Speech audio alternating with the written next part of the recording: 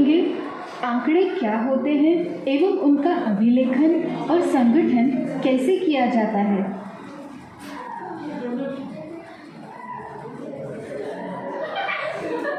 अपने दैनिक जीवन में हम तरह तरह की सारणियाँ यानी टेबल्स देखते हैं।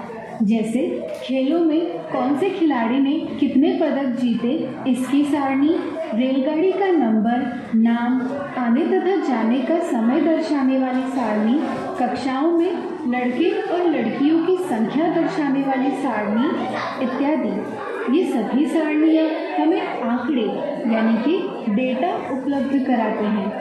आंकड़ों का उपयोग हम सूचना यानी इंफॉर्मेशन प्राप्त करने के लिए करते हैं। जैसे कक्षाओं में लड़के और लड़कियों की संख्या दर्शाने वाली इस सारणी को देखिए। क्या आप बता सकते हैं इस सारणी की सहायता से आप कौन कौन सी बातें पता कर सकते हैं? सोचिए। इस सारणी की सहायता से हमें विभिन्न सूचनाएं प्राप्त होती है। जैसे कक्षा 6ठी में 15 लड़के और 12 लड़कियां हैं।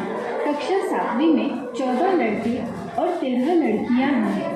इसी तरह सारणी का उपयोग संख्याओं की तुलना के लिए भी किया जा सकता है। जैसे कक्षा 6ठी में लड़कों की संख्या लड़कियों की संख्या से ज़्यादा है। इसी तरह कक्षा 7वीं के लड़कियों की संख्या कक्षा 6ठी के लड़कियों की संख्या की तुलना में एक ज़्यादा है। इस समझ के साथ हम कह सकते हैं कि आंकड़े संख्याओं के वे संग्रह हैं जो कुछ सूचनाएं देने के लिए एकत्रित किए जाते हैं। ज़रा सोचिए, सूचनाएं प्राप्त करने के लिए संख्याओं का कोई संग्रह कैसे एकत्रित किया जा सकता है। चलिए इसे मज़ेदार उदाहरण से समझें।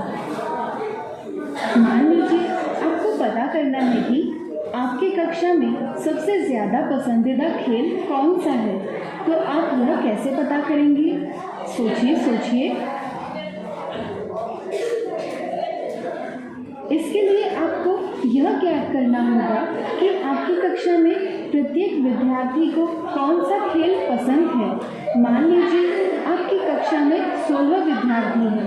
आप प्रत्येक विद्यार्थी को यह सवाल पूछ सकते हैं कि आपको कौन सा खेल पसंद है, या आप किसी सुविधाजनक विधि या यंत्र का प्रयोग कर सकते हैं। जैसे पर्ची पर अपना नाम और पसंदीदा खेल लिखना।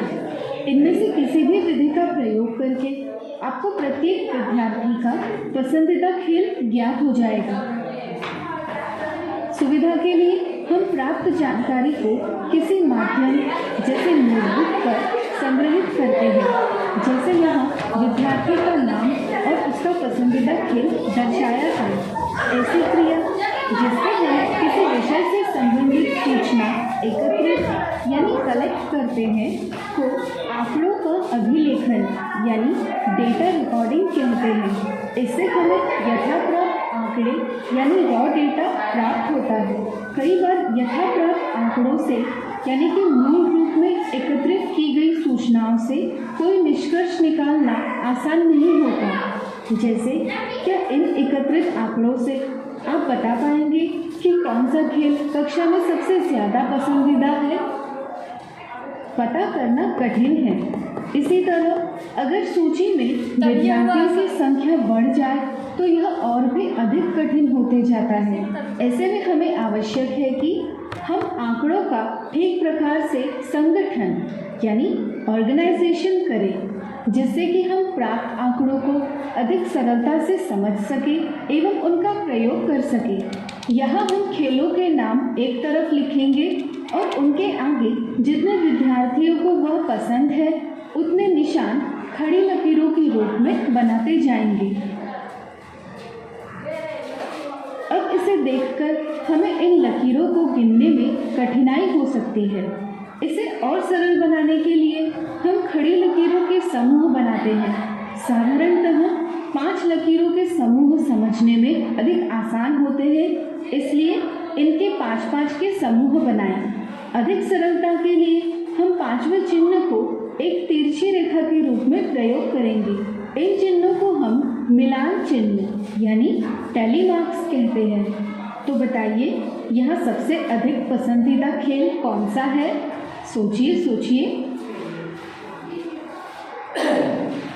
यह सबसे अधिक मिलान चिन्ह यहाँ है और इनकी संख्या है 5 अधिक 1 बराबर 6 और वे बने हैं क्रिकेट इस खेल के आगे। इसलिए हम इस निष्कर्ष पर पहुँचते हैं कि कक्षा में सबसे अधिक पसंदीदा खेल क्रिकेट है।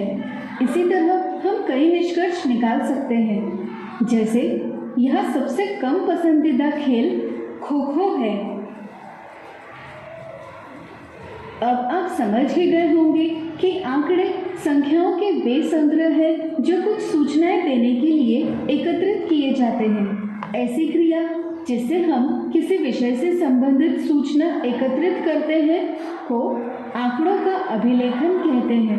यथाप्राप्त आंकड़े अर्थात मूल रूप में एकत्रित की गई सूचनाओं से कोई निष्कर्ष निकालना सरल नहीं होता, इसलिए हम आंकड़ों का संगठन करते हैं। तो आज हमने सीखा आंकड़े क्या होते हैं एवं उनका अभिलेखन और संगठन कैसे किया जाता है।